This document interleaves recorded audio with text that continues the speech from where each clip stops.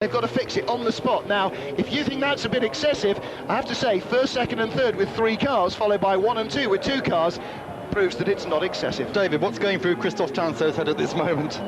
He's been told to get that car running and get it back across the finish line. I'm sure he's in radio contact with the pits, and they've just told him that the lead cars have got to do 1 more lap. They arrived here with 2 minutes of 24 hours still to go, so they've been sent round yet again until the whole of the 24 hours has been taken up.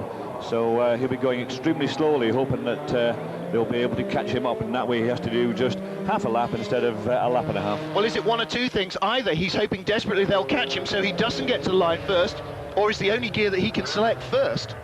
I mean, that's the other possibility, that he's just got it shunted into something as they started him and he dropped the clutch, and he doesn't dare try and change gear in case the thing stops anyway. So, I mean, it's nerve-wracking timing, isn't it? But the Audi teams will be very happy indeed. Their photographers lining up there. Look at Michel Neugarten slipping up there with the 75 car, 3rd car in GT, to sit alongside the Bentley.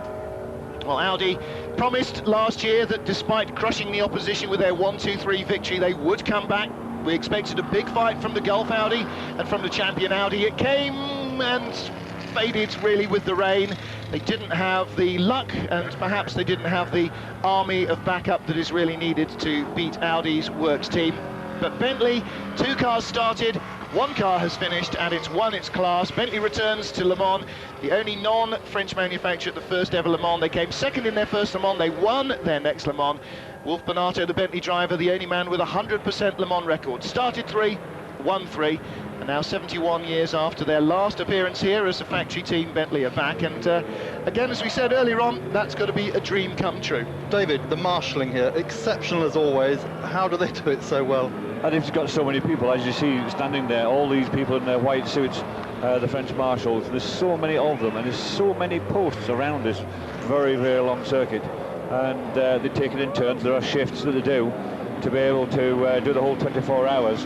And they are just so happy. You can see here, waving the flag, every flag they can lay their hands on at this moment in time, all the different colours we use for various reasons, all being waved to the drivers as they come round, and that's what makes you feel so happy at the end of a race. And the conditions they've had to go through. Yes, they've got rained upon more than anybody else, because they can't keep out of it. The rain doesn't go over the top of them like it does the open top race cars. They've just got soaked time and time again. And of course, when you're a marshal, the time you're most likely to be running around rescuing cars is at the height of the downpour, when everybody's flying off left, right and centre. And I have to say, actually, it's not just the French marshals standing there in the rain waving their flags, but marshals from Britain, from Germany, from all across Europe. It's really one of the highlights of any marshal's career to be able to come and marshal at Le Mans. And there was the man in charge of them, Jackie Ickx, race director this year, 6 times a Le Mans winner. What a good job he's done this weekend. He ran the Monaco Grand Prix back in the 1980s, got some criticism because of stopping it early for the rain, but this weekend here in Le Mans, he's there with the checkered flag. He's taken over from Marcel Martin, and Jackie Ickx, I think, can go home tonight knowing he's done a very, very good job. Just that little shot, I could see the Cadillac sitting, waiting, 20 feet away from the line. Well, he'll come across the line. I'm not sure they'll be classified as a full finisher because he hasn't done that full lap.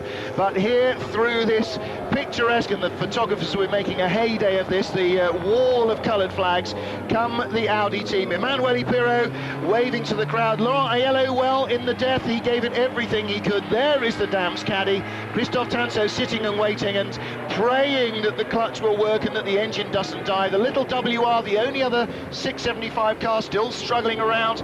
Half a lap behind the leaders, the 2 Corvettes, the GTS winners, first and second. The Saleen has made it out to the pits and may even make it to the line, who can say. So, yeah, Mark, I think Jackie Ickx has done a superb job, and one of the most trying sets of conditions that Le Mans has had probably in living memory. 2001 will go down as the year it rained, and then rained, and then rained some more. And to survive this race, as some of the drivers were saying, within the first couple of hours, will have been a major, major result for every single person involved.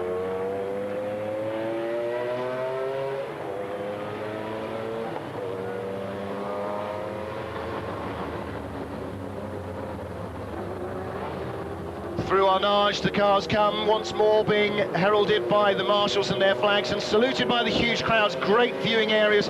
Of course, part of the thrill of Le Mans is the length of it, the variation of the corners, the speed, the tight demanding technical sections, and the sheer ability to drive around and visit all the different areas of the track as you're a spectator.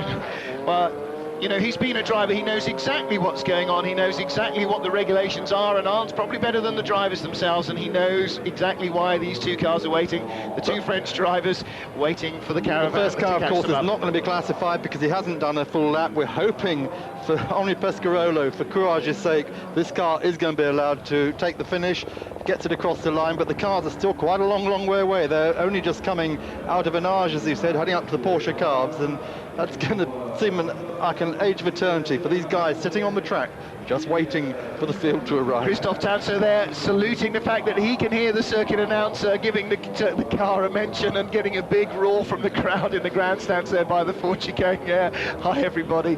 So you can tell that the engine's not exactly revving hard, and so it is with the Audis. And of course, this is traditional, Mark, this slowing down final lap towards 4 o'clock, because if there really was one of those ace close races all the way to the line, it would be very, very tough to have the commitment to race out of the Porsche curves for the line at 4 o'clock, knowing the mass of humanity, not marshals, but spectators, that would be awaiting you as you got to the end, because, well, in past years, in recent years, the cars very rarely even make it to the line. They tend to get swamped by the crowd just as they're arriving at the exit to the pits. Yeah, I think there must have been a gentleman's agreement between the 83 and 77 Porsches, because they are running together, they're one lap apart. Of course, if Dumas had felt like it, he could have shot off into the distance and done a lap, but then of course Babini would have followed him, and it would have made no difference. So they've, I think, just decided between them, that's it.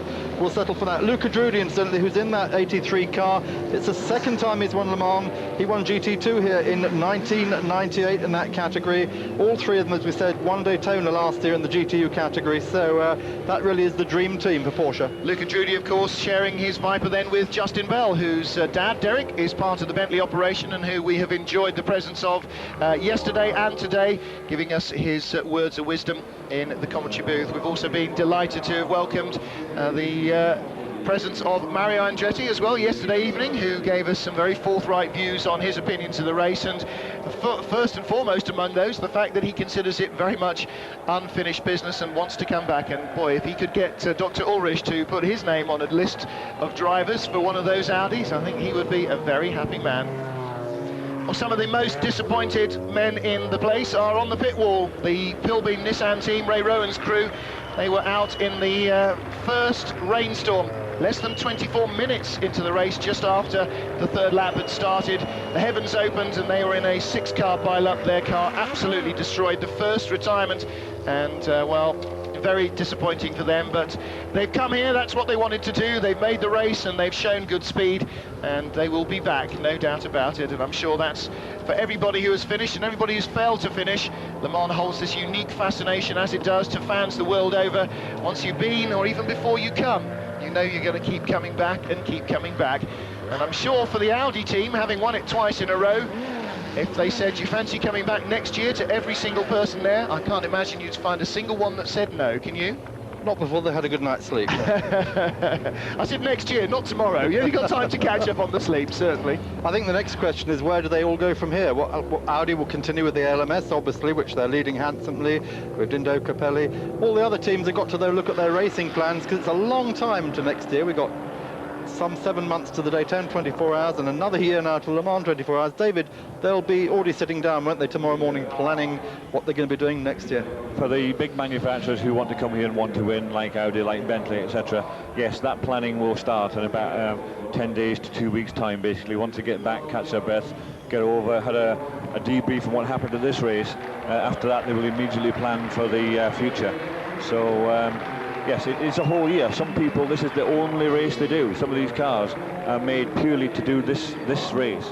So absolutely fantastic for them. Terry Borchella in the Saleen there, pulling out of the way. He doesn't want to interrupt the Audi photo opportunity. Emanuele Piro's got the belts off and he's been given an Audi flag as well. And so too has Laurent Aiello. and Borcella in the Celine will come round behind this little caravan. Huge crowds are waiting. They can see the lights coming down into the Ford chicane.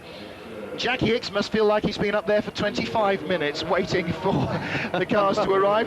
In fact, he's not far off. It's now 7 minutes past 4, so that's a hell of a last lap. I don't know what the percentage is, but I would really hate to see the Audis be excluded for not having done the last lap fast enough. Nobody seems to want to finish this race, David. Emanuele Pirot's last lap was 5 minutes dead. He's now been going for 7 minutes since he last crossed the line, which was well before. But here they 4 come, o'clock. Martin. But here come the Audis, first and second, another, well, not absolutely crushing performance, but the dominance that we expected. In the end, they saw through all the trials and tribulations, the storm and drang of the French weather vagaries, and Audi 1, 2 and 3 with 3 cars last year, first and second with 2 cars this year. Another fine performance. The checkered flag after 24 hours, also winning Bentley, the only GTP car to make it to the line, and the Bentley team win as well. And Audi are going to try and lead the crews all the way up the pit straight. Swarming over the pit wall are all the teams, and swarming over the fences from the other side any